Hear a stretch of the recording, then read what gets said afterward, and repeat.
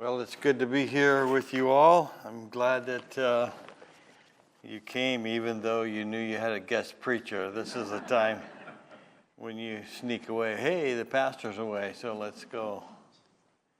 You know that, and I mentioned, when you talk about somebody passing away, I'm at the stage of life now where I get asked to do a lot of funerals, people my age and older than me, and if you probably know the background, I pastored in Quincy when Brian was in high school. And so when Brian was going through that awkward stage in life and trying to make good decisions and stuff, I had the privilege of taking he and Andrew Royer down to George Fox University now, and he ended up, they ended up down there and going to school, and the rest is history. And now he's your pastor. Andrew's the pastor in Quincy now. And so it's a pretty neat deal how God just moves people around and doing things. But anyway, so any relationship that you have is not an accident. God puts that in place. And even for us being here now, this is no accident. Next Sunday, I'll preach in Moses Lake and then jump in my car and head to Seattle. I have a cousin who passed away, and I'm kind of the preacher in the family. Whenever we get together for a family reunion, I'm a member of a big Dutch family, the Dolleman family. My mom had 9 brothers and sisters, 10 altogether. So whenever the Dolleman family gets together, I'm the family preacher. So I do the praying and asking the blessing and all that. And so my cousin Ron passed away, and Ron was kind of a party animal, and it'll be interesting this funeral when his friends. He was I called a boiler maker or whatever on a ferry boat. A lot of those guys will be there. So it'll be a wild funeral. But people come if ever they're going to be serious about life. It's at a funeral. When things kind of slow down, and so they give me an opportunity. It might only be 3 or 4 or 5 minutes, but I'll get an opportunity to present the gospel to them. Well, I had that opportunity with Ron in the hospital as his body was being eaten away with cancer and all kinds of stuff, when he was able to be very, very serious with me too. He was hurting. I mean, he was dying, and so I got a chance to pray with him and ask God to be with him. But he was very, very serious at that time. So next Sunday, I'll get a chance to do that too. Again, no accident that we meet different people at different times, and God uses them in our lives, and we get a chance to say something. Sometimes, it's kind of like random, it seems like, but even this story today, a well-known story in the Gospels, but it wasn't a random deal. God knew exactly what he was doing, and he knows exactly what he's doing in your life today. So I thought I'd pass it on. So I don't know how easy it is for you to say yes to God. Maybe that is something for you. You've learned through the years that's just a really easy thing to do. Is that easy for you to say yes to God? God says, I want you to do this, and you go, yes, it is. Or you go, well, maybe not. Maybe if my wife says yes, maybe if my husband says yes, maybe if the preacher, we make up excuses. Well, Jesus' agenda for his followers is that we would not simply be people who would believe things, but that we would be people who would have a very active, all-in, daily faith that changes the way that we live. That's why his invitation to us is, follow me. I want you to live and respond to life and react to life like I do. Follow me. Now, over time, the church pulled back from this follow me invitation to simply believe in me. It's easier, isn't it, to believe in me than to follow me. Follow me is like hard. I mean, like you have to do something.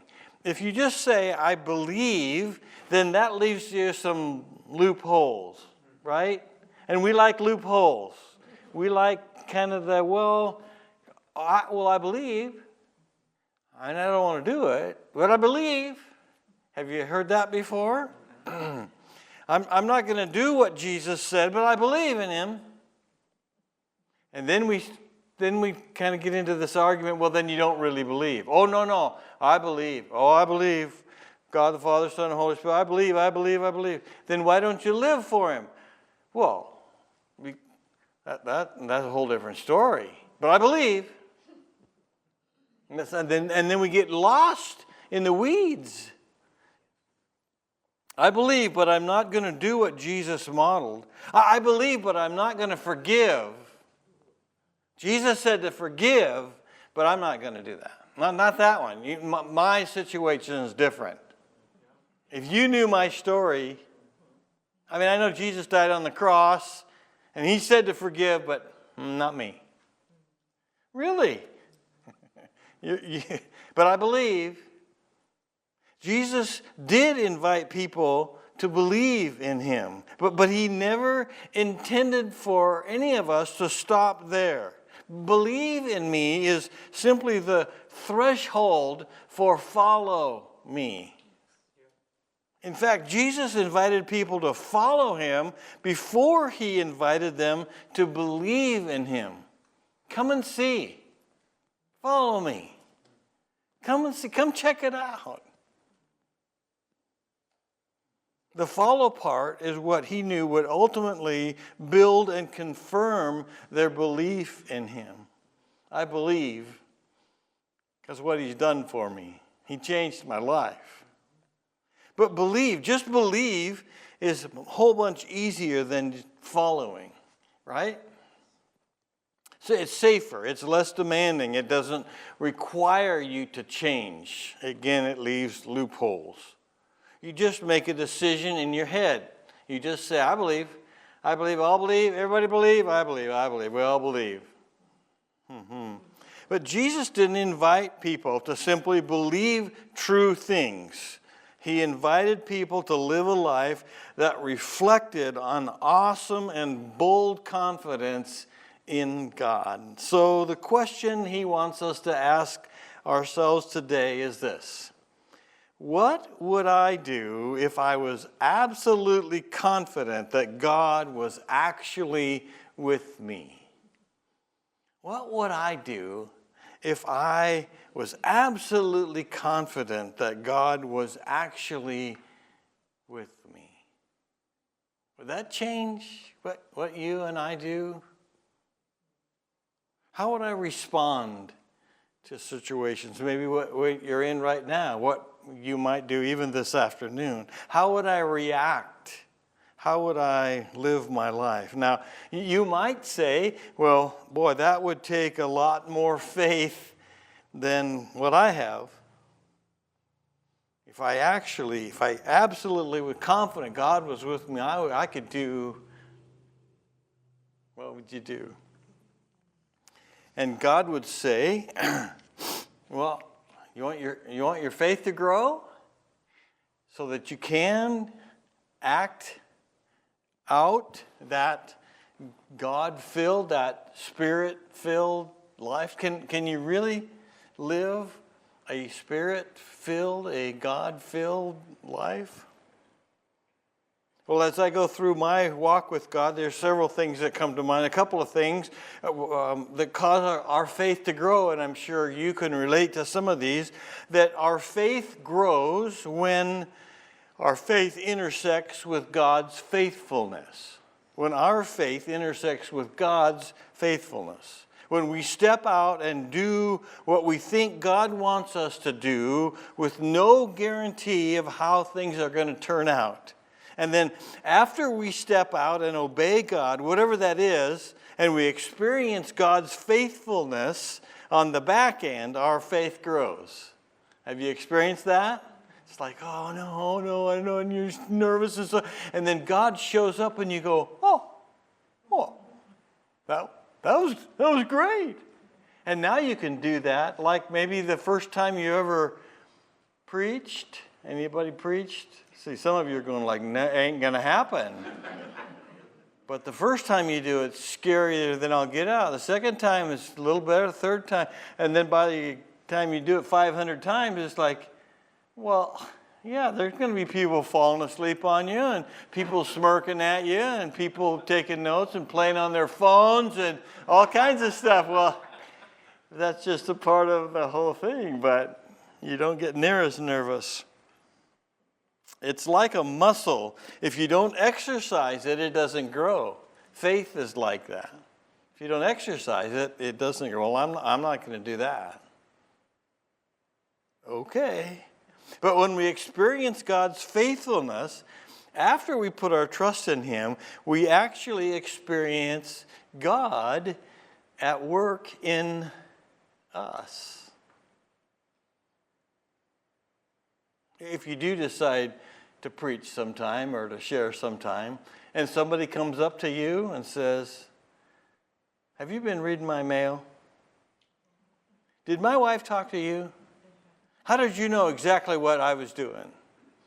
And then you just kind of go, I think maybe that was God. Because I don't know what's going on in your life, but God does. And He talks to you through somebody like me. And that's just amazing to think that God could use somebody like me. For many of us, there are moments, there are stories that we think back to. And when we tell those stories, it sometimes gets emotional because we just felt that internal nudge that we knew we needed to say something or we needed to apologize. We knew we needed to write a letter or join a certain group, or we needed to be more generous. We needed to give in a certain situation. And we didn't know how it was going to turn out, but you know, we felt like we didn't have the time, and yet we took the time. We didn't have the money, and yet we gave the money, and we did it. And on the back end, God showed up, and it was awesome. And we want to do it again. But maybe it's been a while, and so now we're nervous all over again, like maybe it won't work this time. But we never forget those moments, and our confidence in God gets bigger. Is that your story? You remember that? I was going to tell a story on Keith's cousin, but he skipped out today. So, but you were coming. He's what? Keith knew you were going to be. He knew. Yeah. Okay. So, yeah, he knew. So, way back 100 years ago, I met one of Keith's cousins, and again, in God's economy, God knows what's going on. What was going on in her life, this was Shelley, broke my heart. I just what she was doing, I felt like she was making decisions that were just going to ruin her life, and I didn't even know her. I knew her brother. I knew her sister. Chip was great. Chip was in our youth group and everything. I just like everything.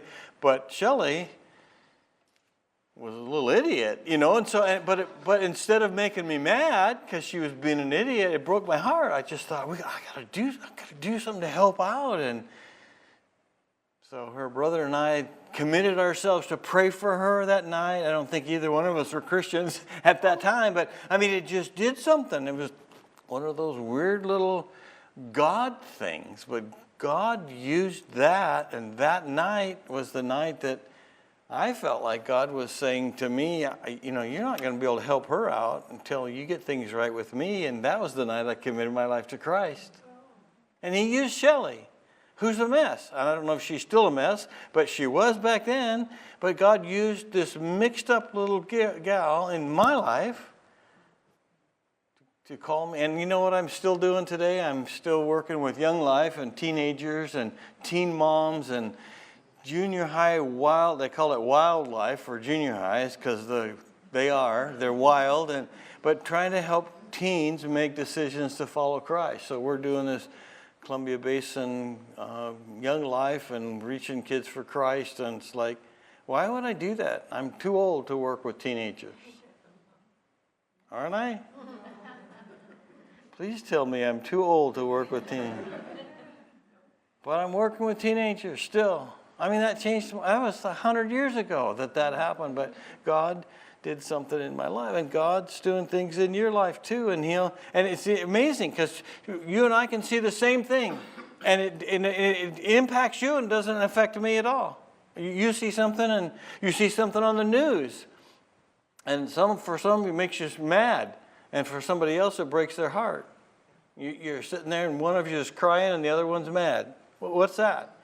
And for you to listen to God, maybe because when our faith intersects with God's faithfulness, I tell you what, we just sent 4 young moms to camp with this Young Lives deal, and when those moms come back and feel like, because when you get pregnant out of wedlock and everything, and there's some judgment that goes on, and you're a stupid kid for doing that, and what are you going to do? And you just ruined your life. And there's some parents that just say, fine, if that's the way you're going to live, go make your life. Anyway, so we try to get around these gals and help them. And when they get back from camp, they feel like there's some hope.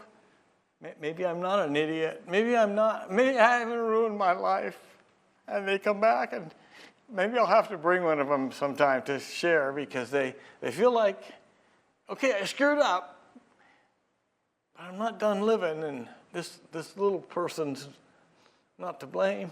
So anyway, we just brought 4 of them went to camp, and they had a great time.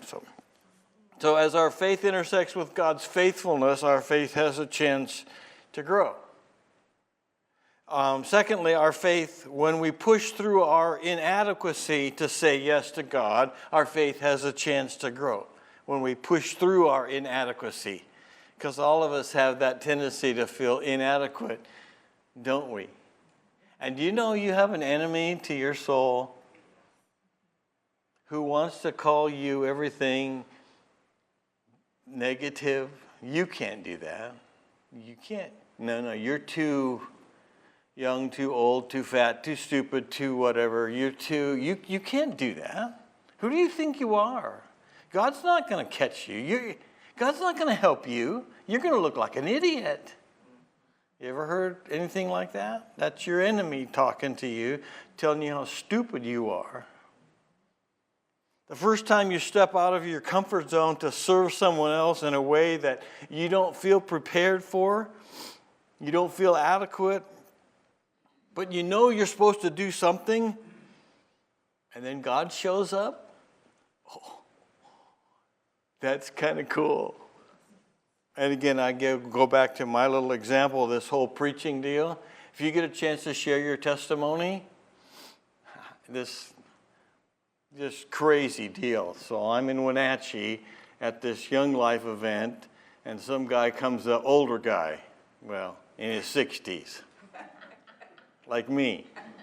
And he walks up to me and he says, Ed Burns? Were you at Concanelli Camp in 1970, whatever? I said, yeah. You and Scott Eady shared your testimony, and I gave my life to Christ. I'm going, you got to be kidding me. As a high school kid, I'm sharing my testimony. Do I know what I'm doing as a high school? I don't know nothing. And Scott doesn't either, but Scott loved to talk too. And I love to talk, and we've shared, and this kid committed his life to Christ, and now he's an old dude, and I ran into him in Wenatchee at a Young Life event. It's like, okay, so God's in charge, I'm not. Perhaps you were so nervous and you knew you were over your head. You didn't know the Bible all that well. I sure didn't. You feel inadequate, unqualified. You didn't know what was going to happen, but you just knew that God was nudging you to do something, and so you do it. It's like, okay, God, what's the worst that can happen? And the reason this is part of our story is not because we're so great, it's because God is so great. And on the other side of it is that we experience God's faithfulness and God's provision. You know that maybe you don't know this, my very first sermon down in Newberg, Oregon was about 6 minutes long. I mean, I went through the whole Bible in 6 minutes. and sat down. The pastor said, I remember him getting up. And he said, well, I guess that's it. And that was it. I was so nervous. And so it was like, I'm never going to do that again. Been doing it for 50-some years, but that first one was just scarier than, get out. When God uses us in someone else's life, there's just nothing greater than that.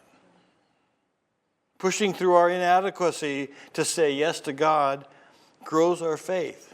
It grows something that's enduring and strong. It's that gonna get through the next one as well faith.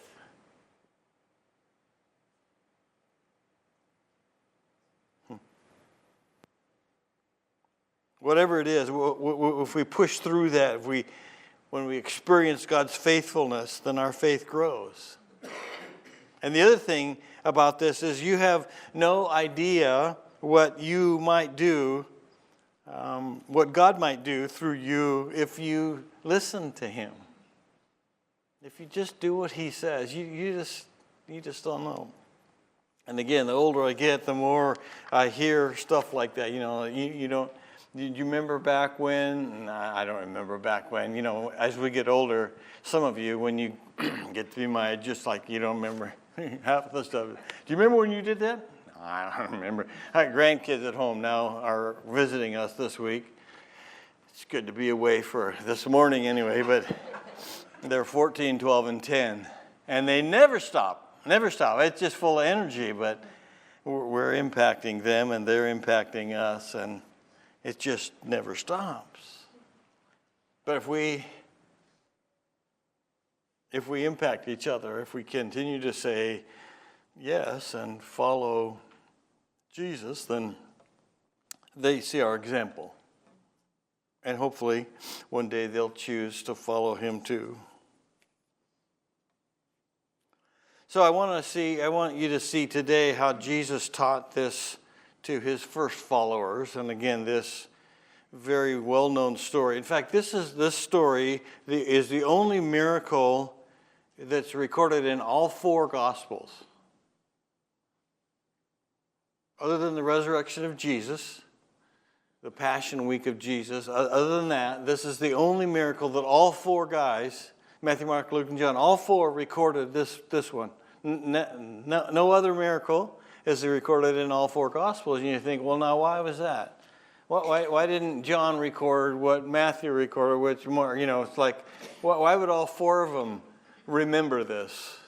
Must have been impactful, wouldn't you think? That all four of them would remember. Now, again, a little bit different details, and we're going to look at Matthew's version of it today, but I'll refer to John's version of it. And if you want to go and look through and different things that the guys remember. But if you could picture four of us here, two of you and two of four all went to the same event and saw it, and then you wrote down what you remembered. That's what these guys did. So all four Gospels record this story because it impacted them. It changed them because they were involved in the story. And again, I'm sure you've heard it before. Jesus had been teaching the crowd all day long. Thousands of people gathered outside to hear Jesus because He was a miracle worker. As the evening approaches, it's dinner time. There's no restaurants. There's no Taco Bells. There's no McDonald's. They're out in the country. No stores. And Jesus' first followers come up with a plan. Just like we do. Don't we come up with a plan? Hey, Jesus, this would be a good thing for you to do. Why don't you do this, Jesus? Good idea, huh? And so they come up with this plan. Jesus, let's do this. And we'll take care of the need that's apparent, but Jesus had a different plan. And Jesus invites them to be a part of the solution to His plan, which is what He still does today, doesn't He? Hey, why don't you do what I want you to do? You think? Think I could use you? So here it is, and I'll read it again. I know where you read it. Chapter 14 of Matthew, verses 15 and 16. As evening approached, the disciples came to Him and said, This is a remote place, kind of like Mattawa, huh? A little bit. Or maybe Schwana. Maybe we're really remote. Or, It's already getting late. Send the crowds away so they go to the villages and buy themselves some food. Jesus replied, they don't need to go away.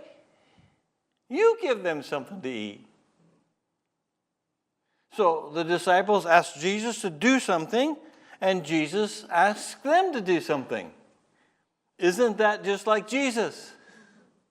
Jesus, would you do this? Why don't you want to be involved in this? I would like for you to do something. He invites them to be a part of the solution. But what he asks them to do is impossible for them to do. Now, isn't that just like Jesus? You do it. Okay, thousands of people, right? Get the picture, thousands of people. Now, John writes in his gospel, John chapter 6, verse 6, that Jesus said this to test them because he already knew what he was going to do, but he wanted to see their reaction. Have you ever had God test you in that? Well, why don't you go ahead and do that? Not me. I can't do that. He said he knew it was impossible for them. He knew they could not and did not have what it took to do what he was asking them to do. He wanted to test them to see what they would do. He was trying to teach them to trust him to do what only he could do.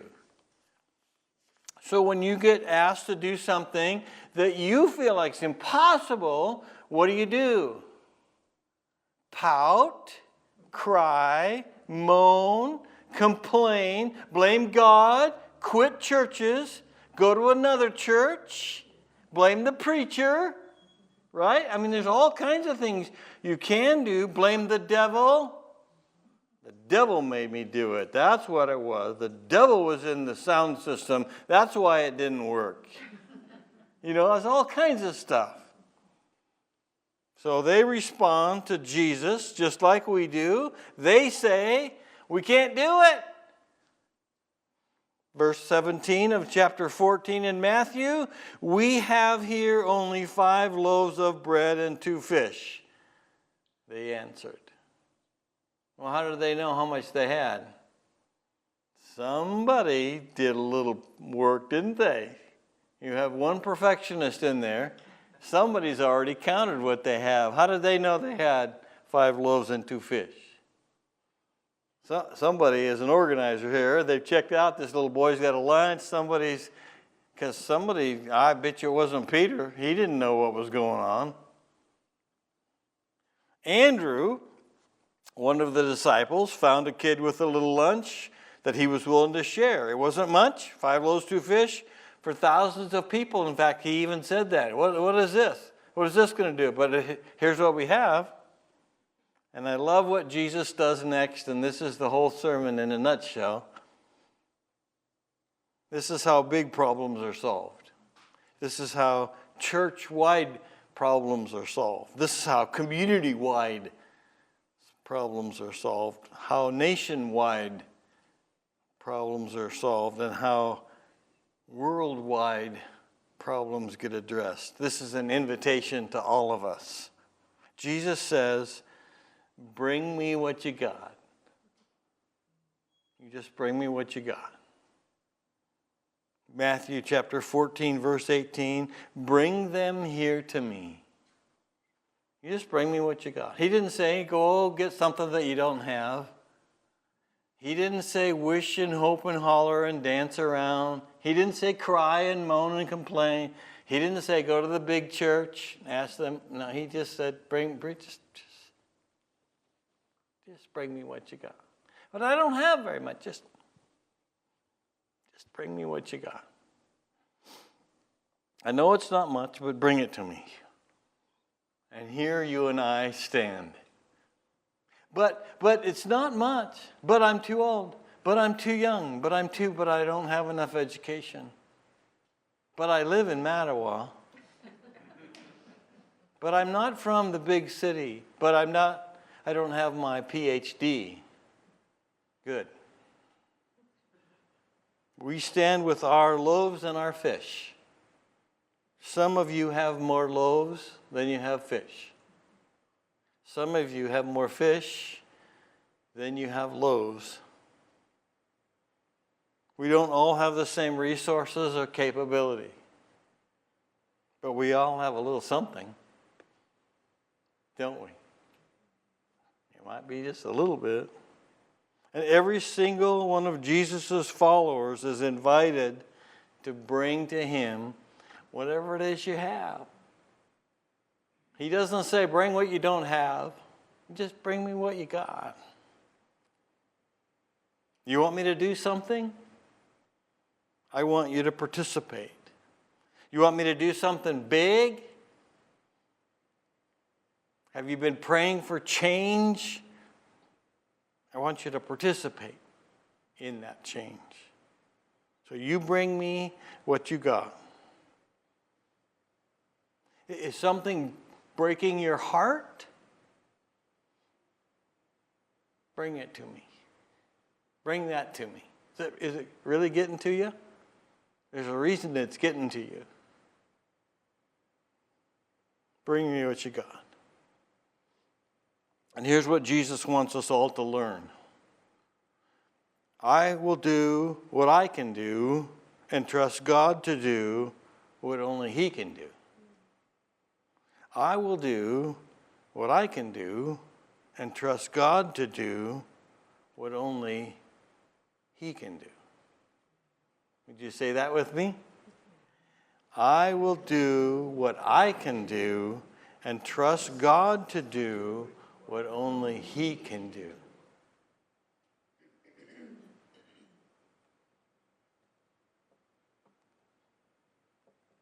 That's more than just believing. That's following. I will do what I can do and trust God to do what only He can do. So there they stand. Thousands of people on the hillside. Sun's starting to go down. Maybe some tummies are starting to growl, maybe. And one lunchbox.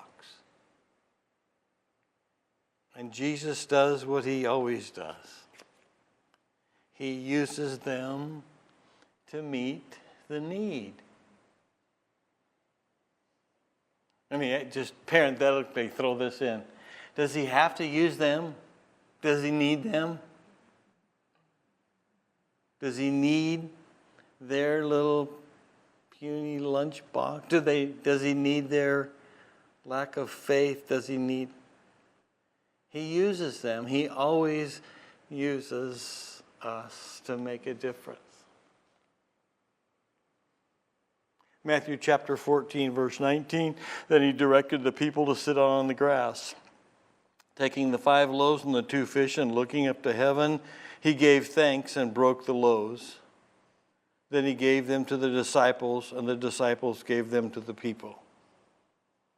Now, do you ever stop and wonder in the middle of that, what was that prayer like? What did He pray?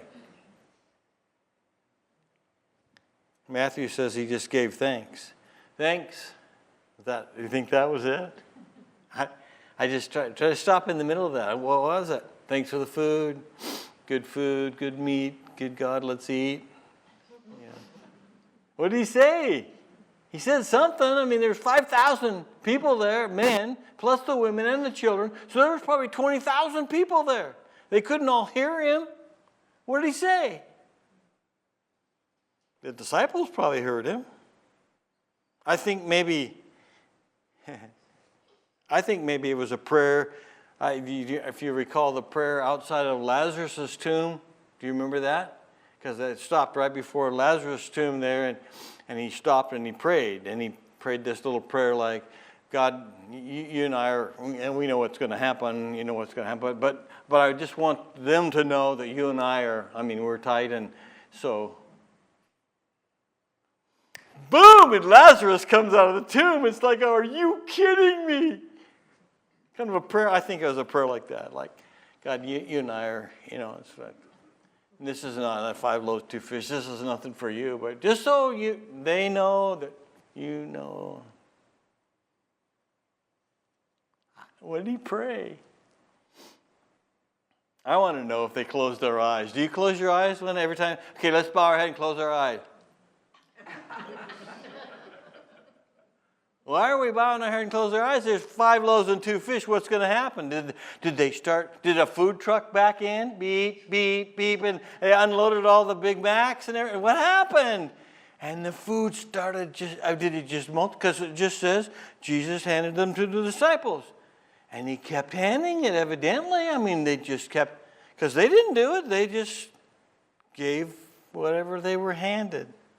If you and I would just give whatever Jesus gives to us, that'd make a difference.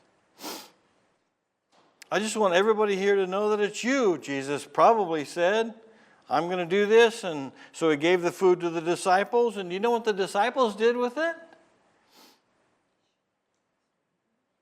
Think they just sat down and ate it all themselves? They did what they knew what to do. They trusted God to do what he knew what to do, and that's it. They just did what they could do. They just handed it out. Whatever they were given, they didn't hang on to it. They gave it. They could have said, well, I'm going to take the first part and keep it myself. I'm hungry too. They just gave it out. Jesus knew what he was up to. They did what they could do and trusted Jesus to do what only he could do, and they walked into the crowd with whatever Jesus had placed into their hands. They just went out into their world with whatever Jesus had given to them, just like he's saying to you and I, would you just go into your world with what I've given to you and quit moaning about what you don't have?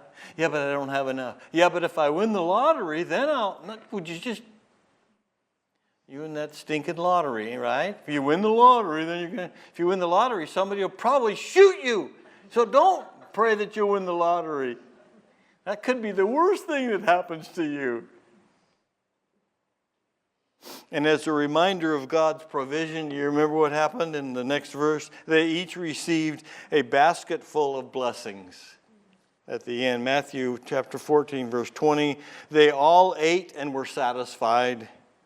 I think that includes the disciples too, wouldn't you think? And the disciples picked up 12 basketfuls of broken pieces that were left over. 12 basketfuls. How many disciples were there? How many? 12? 12 disciples? 12 baskets? Huh, that's just a coincidence. They didn't each get a whole basketful left over, did they? Surely Jesus wouldn't have. Why only 12 basketfuls? Why not 120 basketfuls? Why 12? I think Jesus had a purpose behind that, and they had 12 basketfuls left over. This whole concept is so personal and can be so personal for each of us, because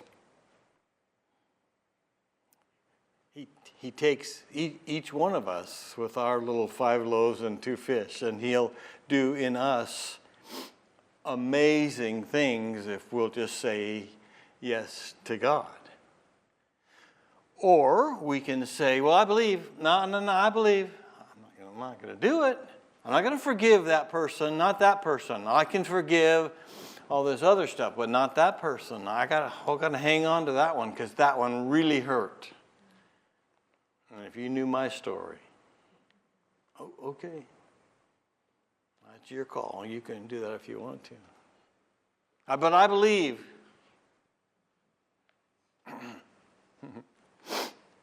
Sounds good, doesn't it? Sounds religious, maybe.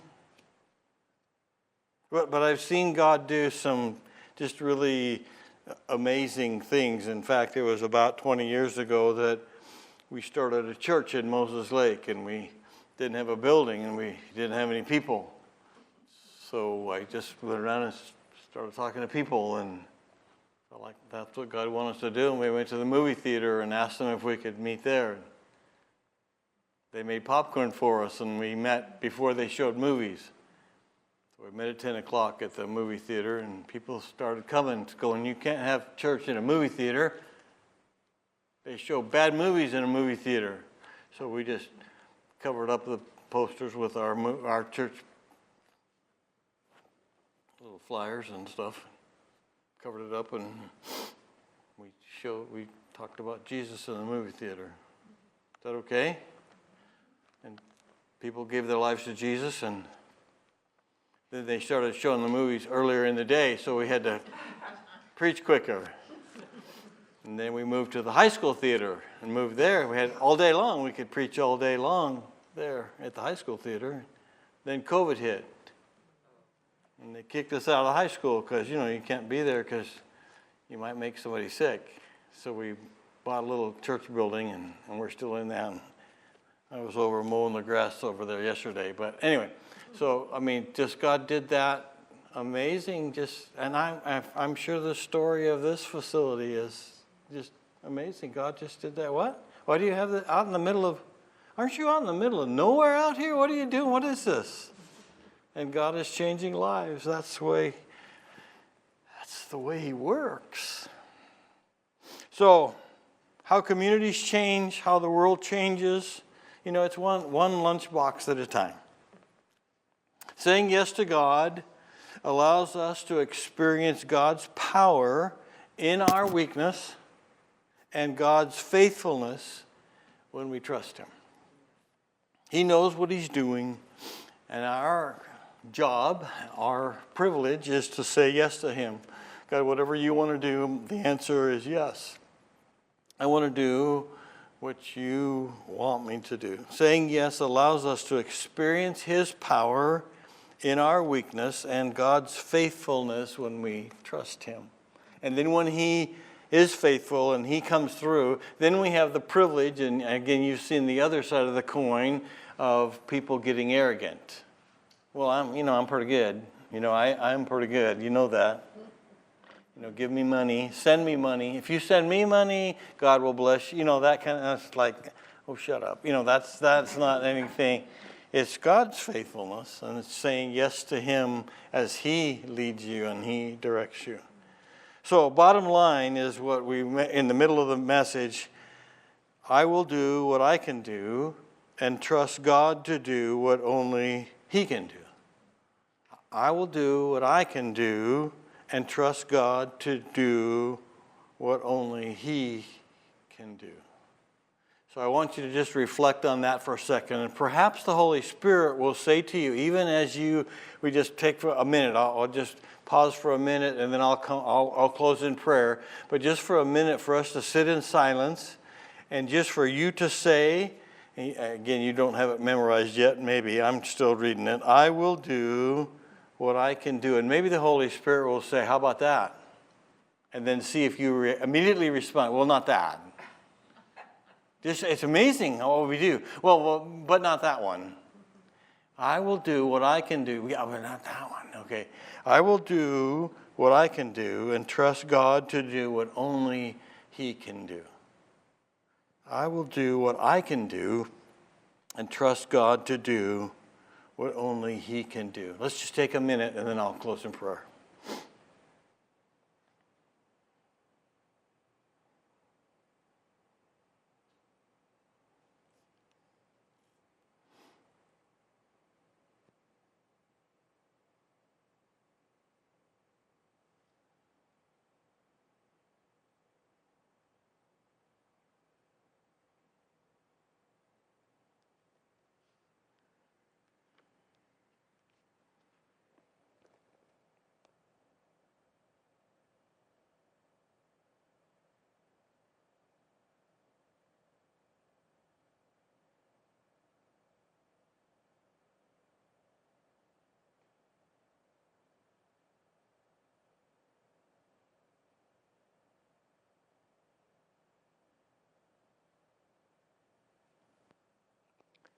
Lord, I pray that you would help us to take that step of faith that you want us to take that giving of our little lunch, whatever that is, that we would give to you what we have, that we would do what we can do, and trust you to do what only you can do.